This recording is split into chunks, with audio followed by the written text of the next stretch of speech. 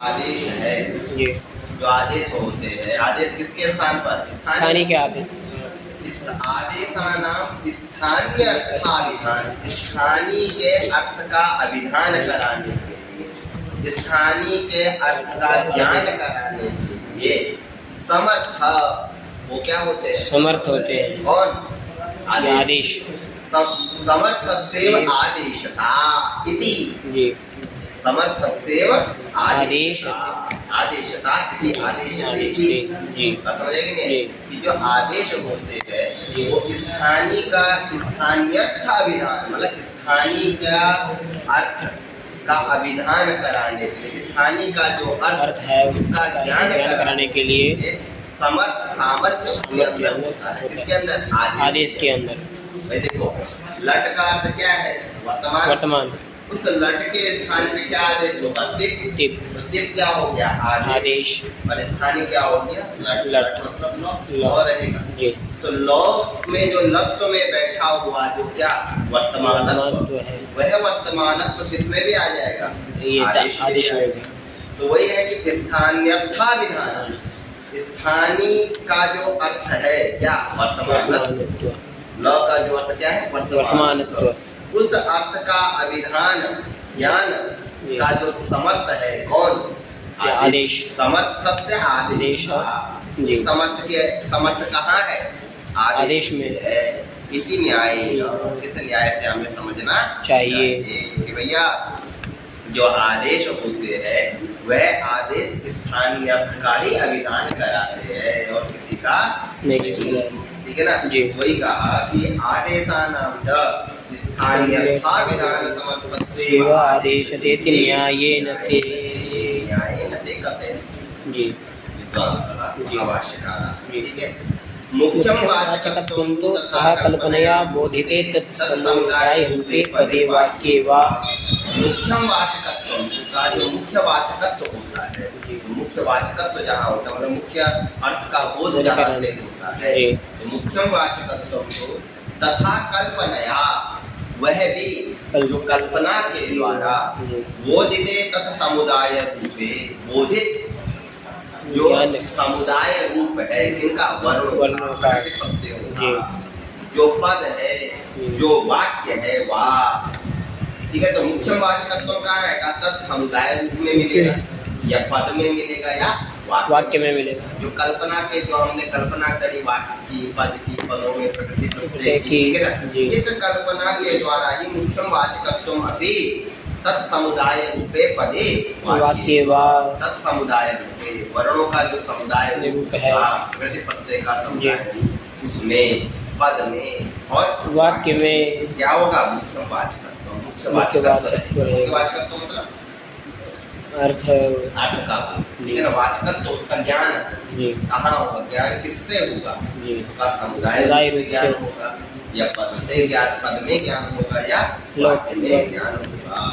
लौकिका नाम तथा एवं बुद्धा कहा, ये आपने कैसे बताया कि ये जो ये बोध जो होता है, ये बोध कहाँ से सिद्ध है? कहा लौकिका, लोक से ही सिद्ध है। लोक में देखा जाता है।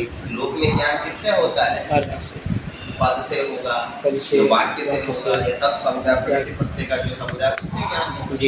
लोक में प्रकृति से ज्ञान नहीं होता है, प्रत्यय से ज्ञान नहीं होता है। ज्ञान किससे होता है? तत्समुदाय रूप से या पद से, पद में वाचकत्व रहता है या वाक्य में वाचकत्व रहता है।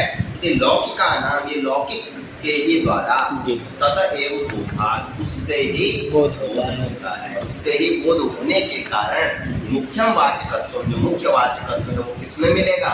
तत्समुदाय रूप में मिलेगा, पद में मिलेगा या वाक्य में मिलेगा, जिसकी हमने क्या करी है? कल्पना की है। ठीक है ना? तो वही बोला है कि मुख्यम वाचकत्व तथा कल्पनया बोधिते, जो बोधित है या ज्ञापित है तत्समुदाय रूप में, पद में और वाक्य में। लौकिका नाम, ये कहाँ से सिद्ध है? लौकिका तथा एवं उससे ही क्या होगा? बोध होगा। ठीक है। तब कहते हैं एतद् अभिप्रेत्य वाद सूत्रे भाष्ये भाववचनो धातुरिति लक्षणे सति प्रत्यये भाववचनत्वं भाववचनात् भाववचनाच्च प्रत्ययः नित्यन्योन्याश्रयमासंख्य अनाश्रित्य भाववचनत्वं शब्दानां तं पारमार्थिकं नास्तीयते कल्पितं वास्तीयत एव विधेयतः। प्रश्न बता कि एक भुवादि सूत्र है, मतलब भुवादि तो धातु जी। इस सूत्र में महाभाष्यकार ने कहा है भाववचनो धातु। क्या बोला है? भाववचनो धातु। भाववचनो जो धातु है वो भाववचन है। भाव कहते हैं क्रिया जी। भाव मतलब क्रिया। तो क्रियावचन क्रियावाची जी। कौन है? धातु। धातु क्रियावाची नो धातु संज्ञा जी। आता है, ठीक है ना? तो भाष्यकार कहते हैं भाववचनो धातु। भाव का अर्थ होता है क्रिया। क्रिया। भाव का अर्थ क्या है? क्रिया। तो क्रियावचनम यस्य सः भाववचन भाववचनम यस्य सः भाववचनः कस्य धातु। धातु। इस धातु का क्या होता है? भाववचन होता है। क्रियावचन। क्रियावचन। क्रियावचन क्रियावाची, जी। ठीक है जी। तो जो धातु होती है किसकी वाची होती है? क्रियावाची होती है, क्रिया को बतलाने वाली, ठीक है ना? तो भाष्यकार ने भाववचनो धातु इति लक्षणे, ये लक्षण है किसका? इसका धातु का धातु का लक्षण किया भाववचनो धातु। जो भाववचन वाली जो होती है क्रियावाची जो होती है उसको क्या कहते हैं? धातु। उसको धातु कहते हैं, ठीक है ना? तो कहा जब ऐसा करेंगे, जब जो ये महाभाष्यकार ने जब ऐसा किया कि भाववचनो धातु क्रियावाची जो होती है उसको क्या कहते हैं? धातु कहते हैं। तो एतद अभिप्रेत्य, एतदेव अभिप्रेत्य, इसी को अभिप्रेरित करके किसको? कि वाचकत्व जो है वो कहाँ है? पद में भी है, वाक्य में भी है, समुदाय में भी है। एतदेव अभिप्रेत्य, इसी को अभिप्रेरित करके, इसी को ज्ञापित करके वादि सूत्रे भाष्ये, वादि जो सूत्र है वादयो धातुः, इस सूत्र में भाष्यकार के द्वारा कहा गया कि भाववचनो धातु इति लक्षणे, ये लक्षण किया। धातु का क्या लक्षण किया गया? भाववचनो धातु। भाववचनो नाम क्रियावाचक। क्रियावाचक समझेंगे वो कौन है? धातु है, ऐसा भाष्यकार ने कहा जी। तो कहा ऐसा कहने से क्या होगा? तो कहा दोष आएगा। क्या आएगा? क्या दोष? तो कहा सति प्रत्यय भाववचनत्वम और भाववचनाच्च प्रत्ययः इति अन्योन्याश्रयम् आसंख्य भाववचनत्वम प्रत्ययो नियत। का भैया एक नियम है कि सति प्रत्यय भाववचनत्वम, धातु क्रियावाची कब होती है? जब उस धातु से कौन सा जब प्रत्यय जब होता है, वो धातु से कौन सा प्रत्यय होगा? ती प्रत्यय। तो जैसे जब ती प्रत्यय होगा तो उस धातु में क्या बैठेगा? क्रियावाचकत्व रहेगा। तभी उसमें क्या रहेगा? क्रियावाचकत्व। नियम समझो, जब धातु क्या होगी? क्रियावाची। क्रियावाचकत्व जब धातु में रहेगा तब रहेगा जब उससे क्या होगा? ती प्रत्यय जब होगा तो तभी उसमें क्या आएगा? क्रियावाचकत्व आएगा। कब आएगा? धातु में क्रियावाचकत्व कब आएगा? जब ती रहेगा, जब ती प्रत्यय होगा। एक ये भी है, ती भी कब होगा? तो जब क्रिया में भाववाचकत्व मतलब क्रियावाचकत्व जब रहेगा तब ती होगा।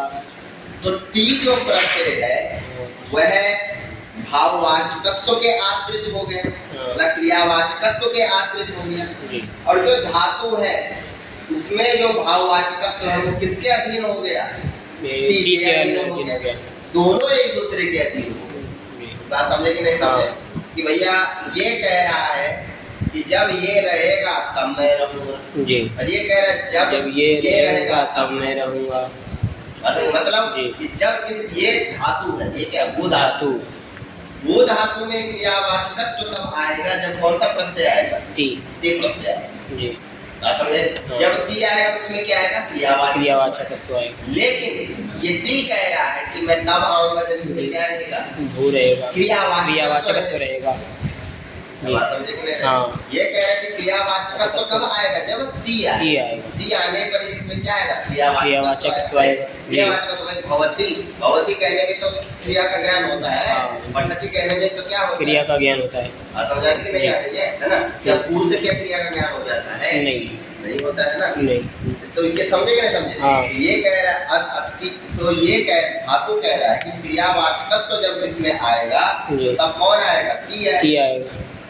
लेकिन ती ये कह कह रहा रहा है है जब वाचकत्व उसमें आएगा तब ती आएगा। ती आएगा। बात समझ आए? दोनों एक दूसरे पे क्या हो गए? आश्रित।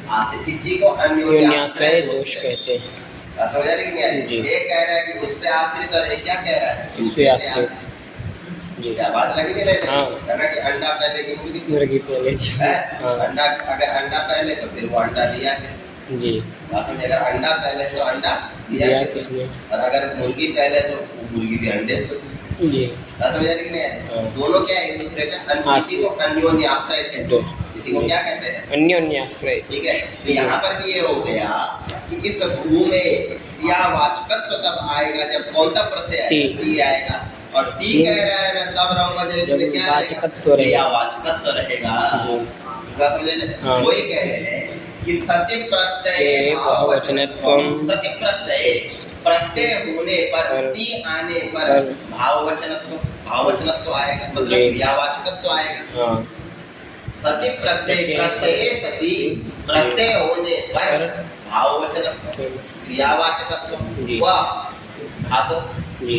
धातु में क्या आएगा? क्रियावाचकत्व। अरे भाववचनाच्च प्रत्यय।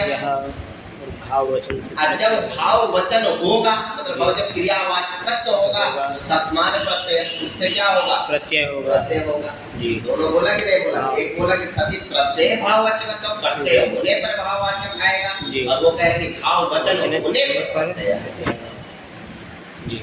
नहीं आई समझ? हाँ। आगे हाँ। वही कहा कि सति प्रत्यय भाववचनत्वम् प्रत्यय होने पर भाववचन तो क्रियावाचकत्व। और वो कह रहे भाववचनाच्च प्रत्यय और भाववचन होने से ही प्रत्यय आएगा। इति अन्योन्याश्रयम् आशंक्य। इति अन्योन्याश्रय जो दोष है इसकी क्या हो गई? आशंका हो गई। अन्योन्याश्रयम् आशंक्य। इसकी आशंका हो गई। होने पर अनाश्रित्य भाववचनत्वं प्रत्ययो नित्यो। अनाश्रित्य कोई जरूरत नहीं, अन्योन्याश्रित यहाँ पर नहीं हो। क्यों?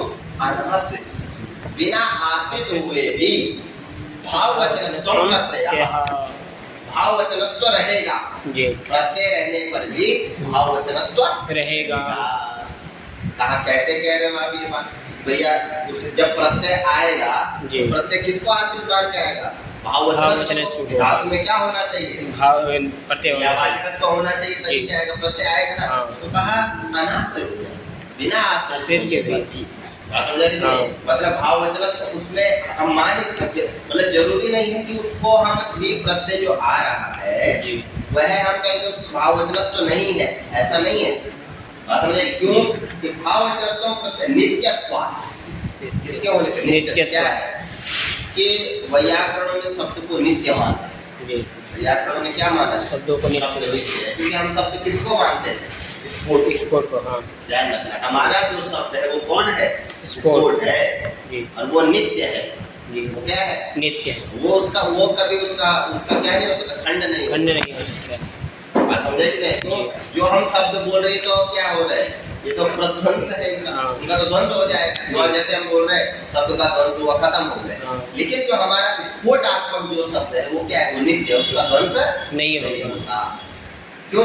क्योंकि वो मध्यमान आदि के द्वारा क्या होता है? स्फुटित हो रहा है। वो एक है, नित्य है। जी। वो एक है, नित्य। मैंने समझाया था ना कि जैसे कि मान के चलो स्वर है।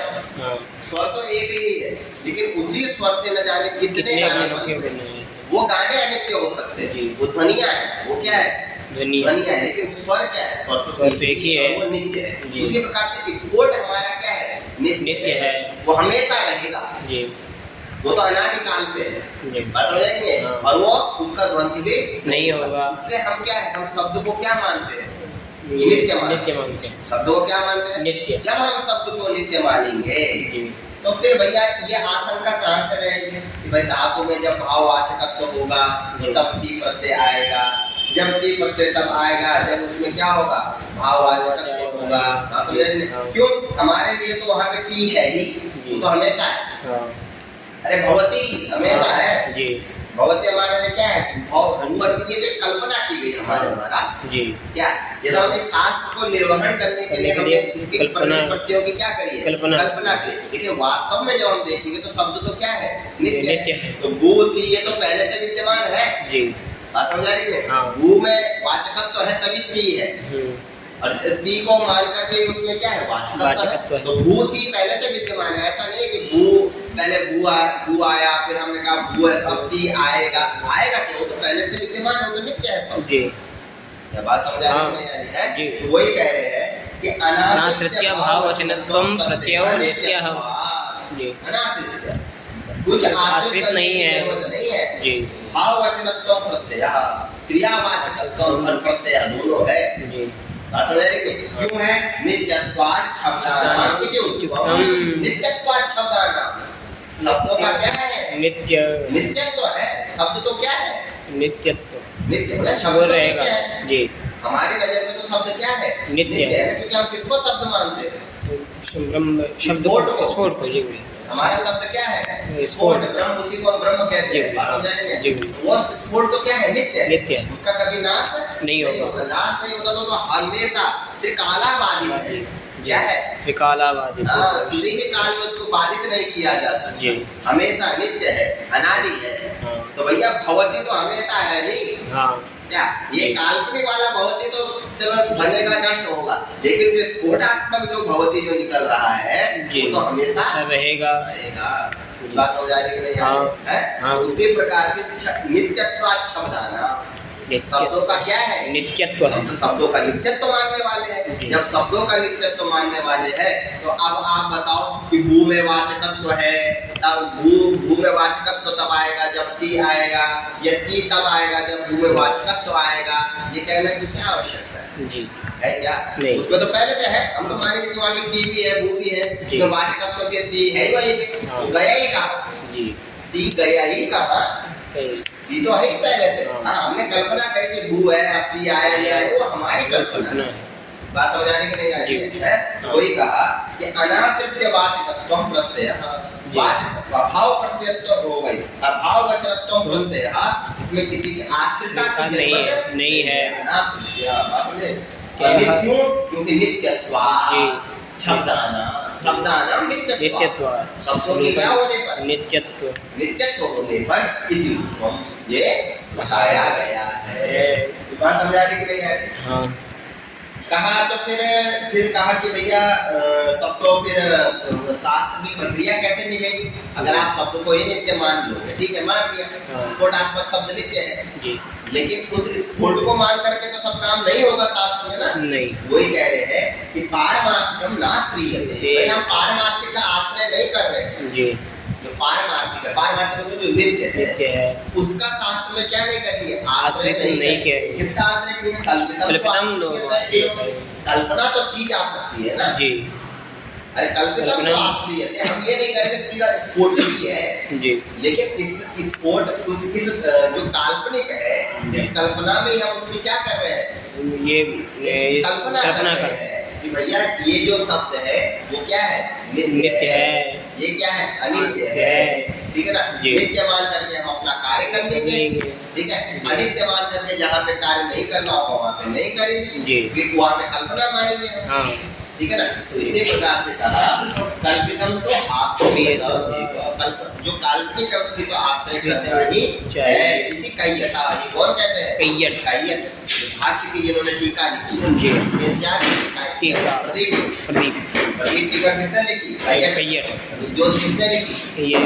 नागेश जी। तो भाष्यकार, भाष्य के जो टीकाकार है प्रदीप कैयट, उन्होंने कहा कि पारमार्थिकम नास्ति, पारमार्थिक को आश्रय नहीं है, इसको करेंगे कल्पितम तो आश्रयते, तो काल्पनिक उसका आश्रय करके हम शास्त्र की प्रक्रिया का निर्वहन करेंगे। क्योंकि शास्त्र की प्रक्रिया में तो पारमार्थिक को नहीं लेंगे, शास्त्र की प्रक्रिया में किसको लेंगे? कल्पना का, ठीक है ना? फिर कहा एवं च स्थानिनां वाचकत्वम् आदेशानां इत्यादि विचारो निष्फला एव। का इस प्रकार से स्थानिनां वाचकत्वम् आदेशानां वा इत्यादि विचारो निष्फला एव, कल्पित वाचकत्वस्य उभयत्रापि सत्त्वा। कहा भैया फिर तो वाचकत्व तो किसी को भी मानो जी। हम जो लड़ाई कर रहे हैं कि वाचकत्व तो किसमें है, स्थानीय में वाचकत्व है या आदेश में वाचकत्व है, क्योंकि भू के स्थान पे क्या भू के साथ लट आया, लट का क्या हुआ ल आया, ल का अर्थ क्या है वर्तमान। बस मुझे अब उस ल के स्थान पे टिप प्रत्यय आए, उस टिप प्रत्यय वो क्या है, वो आदेश है। उस आदेश का भी वही अर्थ होगा जो स्थानीय का होगा। स्थानीय क्योंकि स्थानीय के स्थान पे आया, तो स्थानीय में जो आरोप है, जो धर्म है, वह आरोप और वह धर्म किसमें भी आ जाएंगे, आदेश में भी आ जाएंगे। तो फिर जिस प्रकार से के लटत्व से या लत्व से वर्तमानत्व का ज्ञान होता है, उसी प्रकार से नित्यत्व प्रत्यय से भी वर्तमानत्व का क्या हो जाएगा, बोध हो जाएगा जी, है ना। तो कहा कोई कह रहा है कि भैया किसको, फिर तो स्थानीय को मानो या आदेश को मानो, वाचकत्व तो किसको मानो, नहीं हुआ वाचकत्व तो कौन है, मुख्य ये बात है कि भाई शक्ति का ज्ञान कौन कराता है, क्या स्थानीय कराता है या आदेश कराता है। वही कह स्थानीय नाम वाचकत्व आदेशानाम इत्यादि विचारों आगे ये कह रहे ये विचारे करना बेकार है, किसी को भी मान लो क्या दिक्कत है। भाई आप मानोगे कि लॉ को आप वाचकत्व तो मानेंगे, तो लॉ को भी मानोगे तो तब भी टी आएगा ही, और टी आएगा तो उसमें वर्तमान तो रहेगा। आप टी को अगर मान लोगे वर्तमान तो कोई दिक्कत भी नहीं है, वो तो टी तो है ही नहीं वर्तमान तो का। वो भगवती कहने से ही भगवती जैसे कहा तो ज्ञान होता है कि वर्तमान में ही बात हो रही है। भविष्यति जैसे कहा किसका ज्ञान हो रहा है, लिट का ज्ञान हो रहा है, मतलब भविष्य का ज्ञान हो रहा है, ठीक है ना। तो किसको आप वाचकत्व तो किसमें है, ये जो आप विचार कर रहे हो उसमें अपना समय बर्बाद कर रहे हो कि स्थानीय को वाचकत्व माने, आदेश को वाचकत्व माने, इत्यादि विचारों निष्फला एवं इस विचार का कोई फल नहीं है, निष्फल है, इसमें कोई समय बर्बाद करने की आवश्यकता नहीं है। तो कल्पित वाचकत्व से उभयत्रापि सत्व, अरे कल्पित वाचकत्व, अरे चाहे हम कहीं भी वाचकत्व तो माने, दोनों जगह कल्पना ही तो कर रहे हैं ना जी, क्या वास्तविक थोड़ी ना है। नहीं। अगर आप लॉ को भी वर्तमान मान रहे हो, वो भी आपकी क्या कल्पना ही है। आपने लॉ को वर्तमान तो माना, मैं पॉ को वर्तमान तो मान लूंगा, वो मेरी एक कल्पना है। बात समझ रहे कि नहीं आ रही। हाँ, लेकिन टी जो है, टी को सबको ग्रहण करना पड़ेगा जी। मान के चलो भगवती जो बनाना है, आप भी एक व्याकरण है, मैं भी पाणिनि जी है, पाणिनि जी के बाद मान के चलो कोई दूसरे व्याकरण भी आए हो गया है, 10 प्रकार के व्याकरण तो मान लिया। तो भैया कोई भी व्याकरण स्थानीय कुछ भी मान ले, लेकिन टी तो उसको लाना ही पड़ेगा जी, क्योंकि भगवती कहने से लोक में बोध होता है। समझ रहे कि नहीं, भवजी कहने से लोक में बोध नहीं होगा, वो जी नहीं लाएगा, लाना तो उसे टी पड़ेगा। चाहे वो लट लाए, लट की जगह कोई पट बना ले, कोई खट कर ले, वो उस व्याकरण की वो है। बात समझ रहे हैं। तो जो भी आप कर रहे हैं कि स्थानीय को ला रहे हैं, लट ला रहे या पिट ला रहे, खिट ला रहे, जो लाओ, लेकिन उसके स्थान को जो आदेश लाओगे वो तो क्या लाना पड़ेगा, वो तो टी लाना पड़ेगा जी। तो लोक में तो टी बोलने से बोध होता है जी। और हमको शास्त्र लोक को ही सिद्ध करने के लिए शास्त्र है जी। शास्त्र कोई अपनी सिद्धि के लिए नहीं है, किसी की अपनी मर्जी के लिए थोड़ी ना है। लोक में क्या है, उस लौकिक को सिद्ध करने के लिए शास्त्र आया है, उसके लिए शास्त्र लिखा जाता है। तो कह रहे कि भैया कि कल्पित वाचकत्व से उभयत्रापि सत्वात्, कल्पित वाचकत्व से, कल्पित क्या है, ये जो वाचकत्व है ये क्या है, काल्पनिक ही है। क्योंकि आप लॉ में वर्तमानत्व मानो या टी में वर्तमानत्व मानो, ये तो किसने कल्पना करी है, शास्त्र ने कल्पना करी है, ठीक है ना। वही कहा उभयत्रापि, दोनों जगह मतलब स्थानीय हो आदेश हो, उभयत्रापि सत्वात्, उभयत्र भी होने से, क्या होने से, कल्पित वाचकत्व के होने से जी है। तो कल्पित वाचकत्व के होने से आप जो इतना बड़ा वो कर रहे हैं कि किसमें आप वाचकत्व माने, आदेश में माने, स्थानीय में माने, इत्यादि विचारों निष्फला एवं, जो ये विचार आप कर रहे हो ये कैसा है, सफल है कि निष्फल है, निष्फल क्या है इसका फल, मुझे बताओ। अरे कहीं भी वाचकत्व मान लो जी, दोनों जगह ही तो चाहे स्थानीय हो चाहे आदेश, दोनों जगह क्या है, काल्पनिक है, वास्तविक तो कुछ भी नहीं है। कहा किस प्रकार का व्याकरण भेदेगा, स्थानीय नाम भेदेगी लक्षति। कहा देखो कि व्याकरण भेदेना स्थानीय नाम भेदेगी, अब व्याकरण के भेद हो जाने पर स्थानीय का भी भेद हो जाता है जी। अरे मैंने वही वो बात बोली ना हाँ। कि मेरा व्याकरण है, मान के चलो मैंने पाणिनीय व्याकरण मेरा है, हाँ। आपका कुछ और व्याकरण आ गया, कृष्ण व्याकरण है, चांद्र व्याकरण है, जी। कई प्रकार के व्याकरण है। हाँ। मैं पाणिनीय जी ने स्थानीय किसको माना? लट को माना। अब आपने किसको मान लिया? ठीक।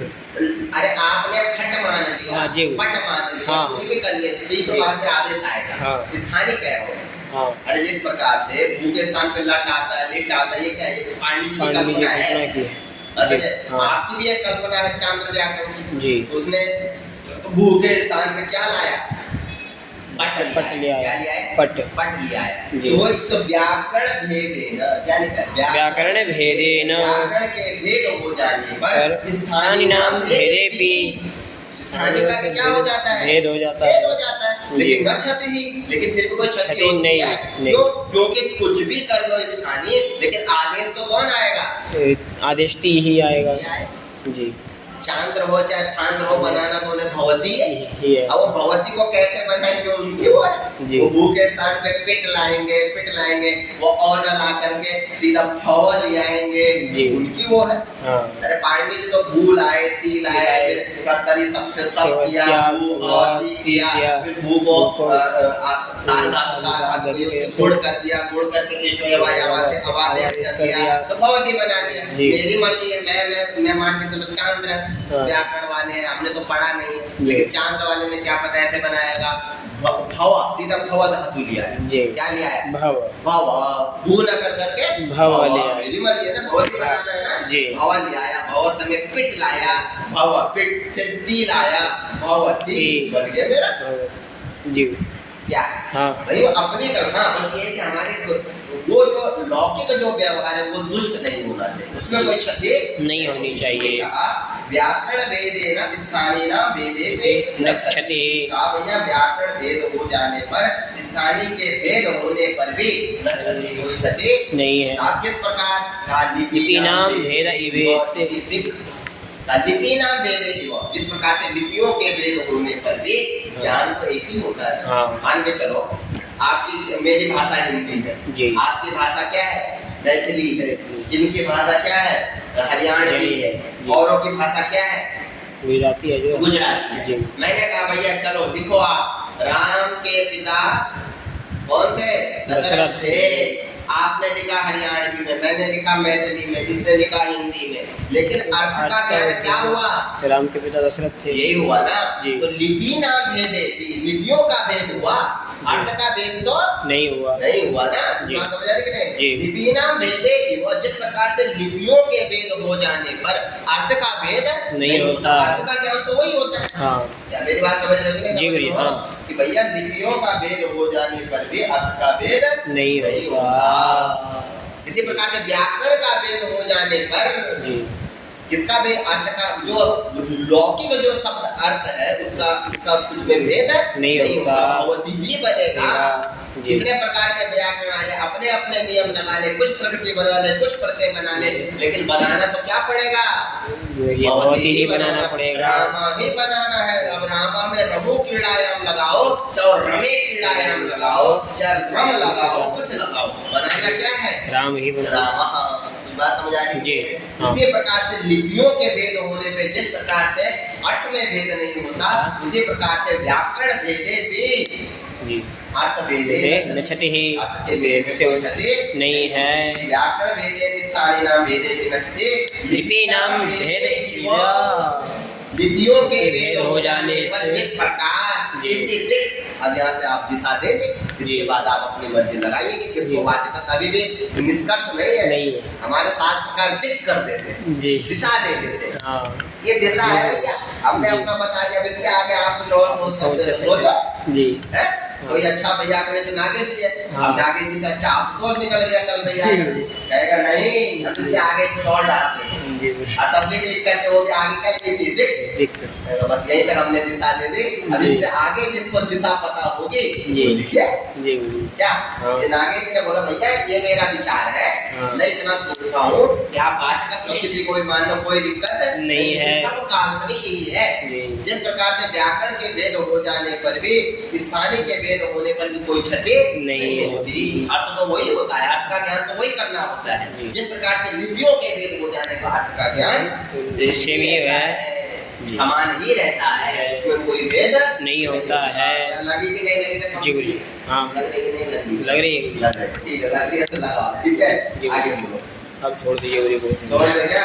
अरे हमें भी तो कम से कम इतना पढ़ाने दो, पढ़ा दीजिए गुरुजी, पढ़ा दीजिए, ठीक है, तुम्हारी अच्छा जी गुरुजी, जितना समझ आ रहा है उतना समझो जी गुरुजी। बड़ी बात है, समझना बड़ी बात है। ये दो पंक्ति समझ लोगे तो उसमें कल्याण है। हाँ क्या जी हाँ, समझ लो कि समझ लो, गहराई में जाओ। ये दर्शन है, दर्शन को दौड़ाना नहीं है, दर्शन को समझना है। दर्शन खोलता है, जो आपने पढ़ा उसको खोलेगा, आपकी बुद्धि को खोलेगा। क्या है यहाँ ये नहीं प्रक्रिया याद नहीं करनी, यहाँ दिमाग दौड़ाना है। यहाँ किसको वाच किसमें है, किसके द्वारा हम वाचकत्व माने, किसके द्वारा माने, किसमें शक्ति, किससे अर्थ का बोध होता है जी। जब भगवती से होता है, फूल लव से होता है, किससे होता है? भगवादी कुछ भी रहे, लेकिन यहाँ ती ही प्रधान रहेगा। सबको वाचक, सबको काल्पनिक है, बता दिया। असल में लेकिन काल्पनिक के द्वारा किसका ज्ञान होता है? वास्तविक का ज्ञान। जिस प्रकार से मैंने बताया, एक मैप है, चित्र है, चित्र में क्या है? चित्र में सब काल्पनिक है। मुझे बताओ, भारत इतने से नक्शे में क्या भारत आ जाएगा? नहीं, मतलब उसको तो फूक मार दोगे, फूक मार उड़ा दोगे नहीं। लेकिन उस काल्पनिक के द्वारा, उसके द्वारा किसका ज्ञान कराया? वास्तविक का। उसी प्रकार के शास्त्र है, शास्त्र तो कल्पना, लेकिन इस कल्पना के द्वारा वास्तविक का ज्ञान कराया गया है, जो नित्य शब्द है, जिस स्फोटात्मक ब्रह्म शब्द है, उस ब्रह्म शब्द का ज्ञान इस शास्त्र के द्वारा किया जाता है। तो बात लग रही है? लगा क्या? थोड़ा सा पढ़ के आए, ठीक है, ऐसे नहीं।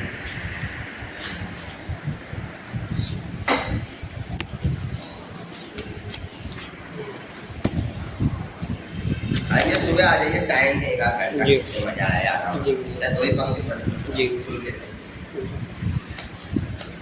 इससे अच्छा परम लघु मंजूषा पहले पढ़ लेते और मजा आता जी। इससे छोटा ग्रंथ है परम लघु मंजूषा, ये बड़ा है जी। समझ आ रही है? परम लघु में भी यही है, तो यही इसमें थोड़ा सा और कुछ चीजें बढ़ा दी गई है, बात कुछ है